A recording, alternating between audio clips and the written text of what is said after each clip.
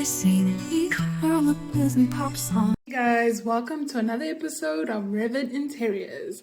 This time we'll be looking at interior design accessories. So this is super important. It's like the dressing on your salad. We're going to look at how to model a magazine holder. So this magazine holder is very simple. It's got like a spherical shape and I would say a molded timber handle. So I'm going to use very simple elements to model this. If you're wondering what family template I'm using just a generic family casework template, just in case you need to modify it in the future. Great. So you remember what I like doing, just copy and paste. So you can actually drag and drop your reference image into each space that you're drawing in. So that's what we've done. And yeah. So I would say there's many ways to model this. The easiest way is obviously to press create and just your generic extrusion is really good for this. You could use your revolve, but then you might end up having to void extrude some areas. So I'm just going to draw a line that's around 600 length, and that's going to be the diameter of our sphere. And that's going to be the basket in which your magazine or flowers would sit in. Great, so we just have that going. Again, guys, please don't forget to like and subscribe. It really helps the channel a lot if you do this. I really love creating content for you guys, so please like and subscribe if you're really into this, and let me know what you guys want me to work on next. What would you like to see? Looking forward to hearing from you. Great, now we're just going to give it a depth of around 1 or 10 mils, so that would be the leather part. That really depends what material that is, but 10 mils is fine. So for this, I actually use the offset button, and that is OF, that is the shortcut. And then we're just going to round the top just to give it a little bit of, je ne sais quoi. And we're going to just add the material as well. So we're going to give it a depth of 450. We're assuming it's a little less than a shelf, but a little bigger than a wall hung shelf. So we're just going to give it a material. And Autodesk usually has the inbuilt leather material, the generic material. So they've got bricks, they've got grass, and various other ones. So I'll go into 3D a bit later just to show you what that looks like as well.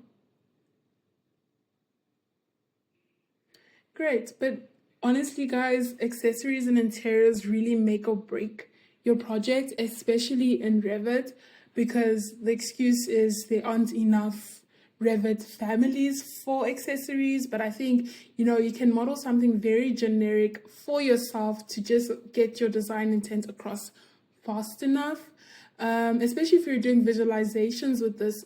Again, this might go to a third-party renderer, or you might end up bringing it into 3ds Max yourself and rendering it. So yeah, don't be afraid to experiment. The next thing, we're going to press extrude again, and we're going to go to our right view. And we're just going to press offset. So now we're going to draw the wooden part, the bendy part. So we're going to probably make that 20 or 16. And we're just going to cap it. That's just going to be a straight edge in the corner. Let's see what that is looking like.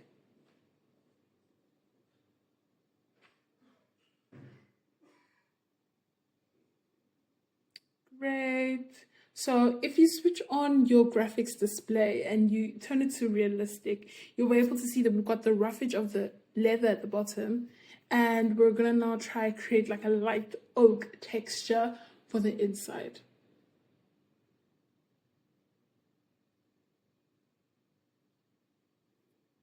Great, let's see what that's looking like. Fab. I really like how Revit just picks up on the grain as well. So it's really nice to use some of the imported materials from Revit anyway. It really saves you a lot of time. So this is just a quick fix in order to create this extrusion. Again, guys, remember what I say, don't be too hard on yourself. You can always go back to the beginning and edit any part that you want or something that is not working for you.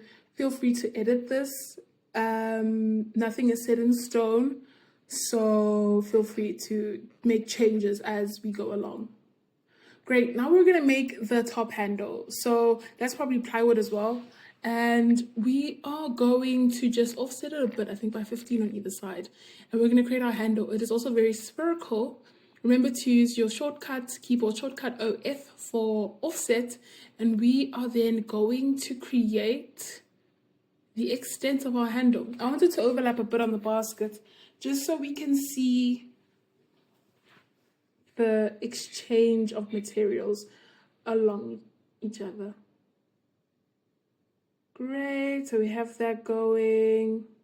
And again, if you feel like the line is too short, the shortcut I like to use is AL, and that is for align. So AL on the keyboard means align, and you can sort of align extents to the same width. So we want this line to extend to that line, and you just press AL to the line that you need to meet your constraints. Great, I like the little thin bendy part at the top as well, makes it look very chic. Great, and then now we're just gonna eyeball where this handle would be. Again, this is not something that would be documented technical wise unless you're specifying for FF and E. But yeah, guys, we're almost there. So you can definitely change the material of your handle. We see that it is a timber, so we've already created that. Yeah, it's a timber.